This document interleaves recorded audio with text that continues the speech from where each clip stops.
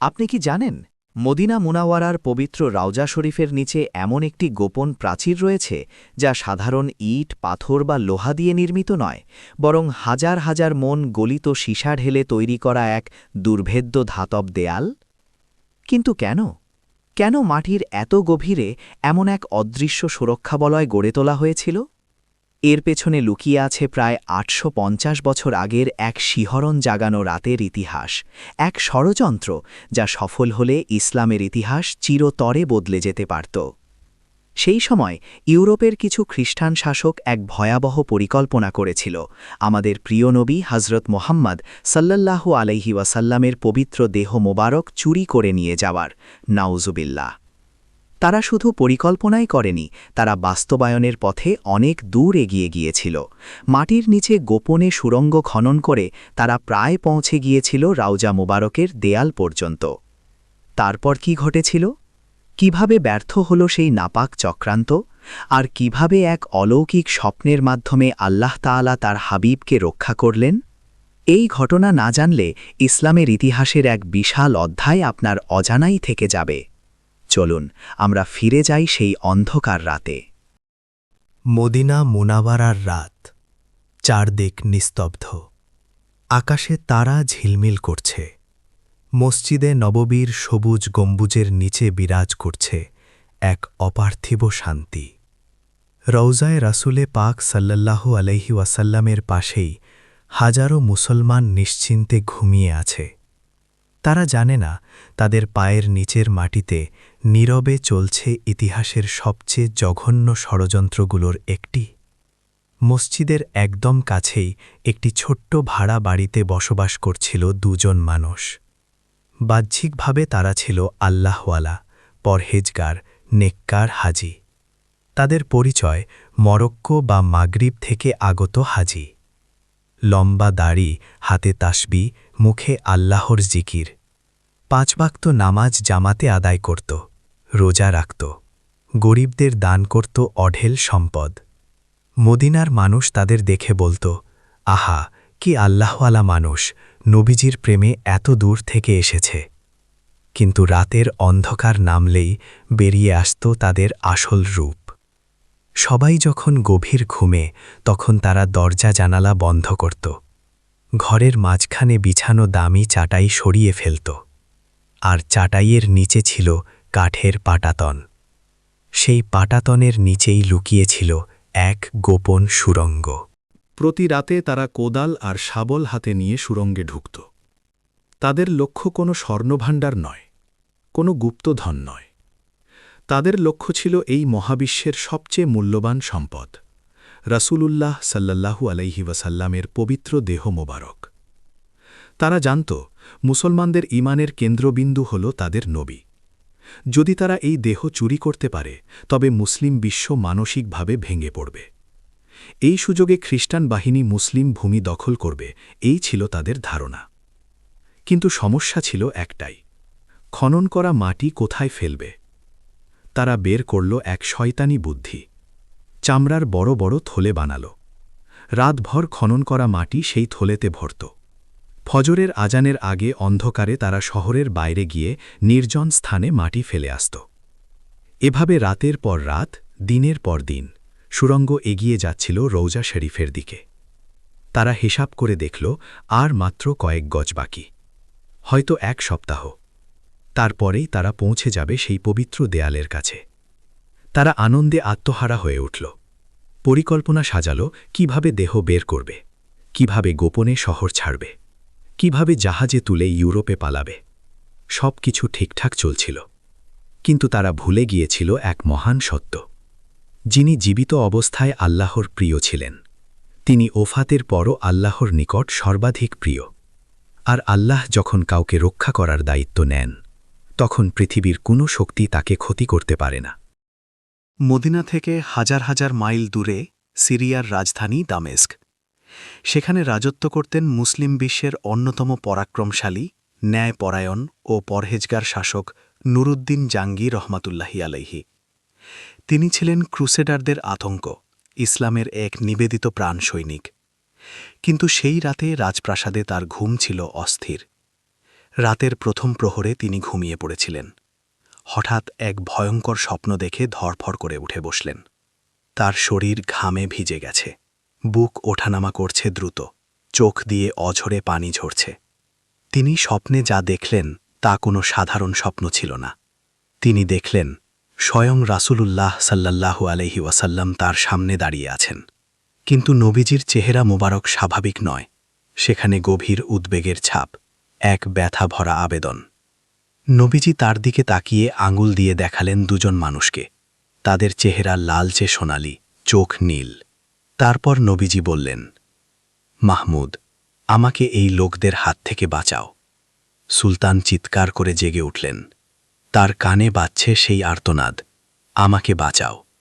তিনি হতবাক। নবীজি তো ইন্তেকাল করেছেন, তাকে আবার কে কষ্ট দিচ্ছে? তিনি সঙ্গে সঙ্গে অজু করলেন, 2 রাকাত নামাজ পড়লেন, কান্নায় ভেঙে পড়লেন। তারপর আবার শুয়ে পড়লেন।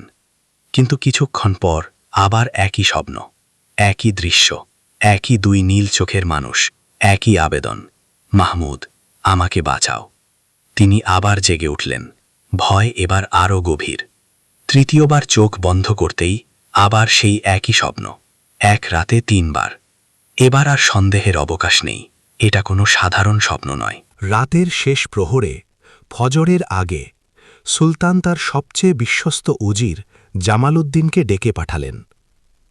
তিনি কাঁদতে কাঁদতে সব বললেন। উজির গভীর চিন্তায় মগ্ন হলেন। তারপর বললেন, হে সুলতান, এটি আল্লাহর পক্ষ থেকে স্পষ্ট বার্তা। মদিনায় কোনো ভয়াবহ বিপদ এসেছে। আল্লাহ আপনাকে বেছে নিয়েছেন তার হাবিবকে রক্ষা করার জন্য। সিদ্ধান্ত হয়ে গেল, কিন্তু বিষয়টি গোপন রাখতে হবে। শত্রুরা জানতে পারলে পালিয়ে যাবে। সুলতান সঙ্গে নিলেন 20 জন বাছাইকৃত অশ্বারোহী সৈনিক, উজির এবং প্রচুর স্বর্ণমুদ্রা ও উপহার। বাহ্যিকভাবে ঘোষণা দিলেন, তিনি মদিনা জিয়ারতে যাচ্ছেন। দামেস্ক থেকে মদিনা সাধারণ কাফেলার প্রায় 1 মাসের পথ। কিন্তু সুলতানের হৃদয়ে আগুন জ্বলছিল। তিনি প্রায় ঘোড়ার পিচ থেকেই নামেননি। ঘুম খাওয়া ভুলে গেলেন।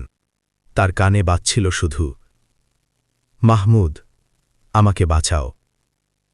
ইতিহাস সাক্ষী, তিনি মাত্র 16 দিনে মদিনায় পৌঁছে গেলেন। মদিনায় পৌঁছেই তিনি সোজা গেলেন মসজিদে নাববীতে। রাউজা শরীফের সামনে দাঁড়িয়ে তিনি আর নিজেকে সামলাতে পারলেন না। শিশুর মতো কাঁদতে লাগলেন। তিনি মনে মনে বলছিলেন, ইয়া রাসূলাল্লাহ, আপনার গোলাম হাজির হয়েছে, আপনি দেখিয়ে দিন সেই দুশমনদের। তারপর শুরু হল পরিকল্পনা। মদিনার প্রতিটি মানুষকে দান দেওয়ার ঘোষণা করা হল। পরদিন হাজার হাজার মানুষ এল। সুলতান প্রত্যেকের মুখ গভীরভাবে লক্ষ্য করলেন। সকাল গেল, দুপুর গেল, বিকেল গেল, কিন্তু স্বপ্নের সেই 2 মুখ নেই। শেষে তিনি গভর্নরকে জিজ্ঞেস করলেন, কেউ কি বাদ পড়েছে? গভর্নর বললেন, 2 জন মরক্কোর হাজি আছে, তারা খুব নেকটার, দান নেয় না, বরং দেয়। এই কথা শোনা মাত্র সুলতানের বুক ধক করে উঠল। গভর্নরের মুখ থেকে কথা শোনার পরই সুলতান আর এক মুহূর্ত দেরি করলেন না। এখনই তাদের সামনে হাজির করো, গর্জে উঠলেন তিনি। গভর্নর ইতস্তত করছিল, হুজুর, তারা খুব নেককার মানুষ। কিন্তু সুলতানের কণ্ঠ ছিল বজ্রের মতো, আমি নিজেই যাব, পথ দেখাও।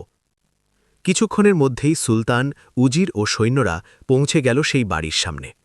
বাড়িটি ছিল একদম মসজিদে নববীর দেয়াল ঘেঁষে।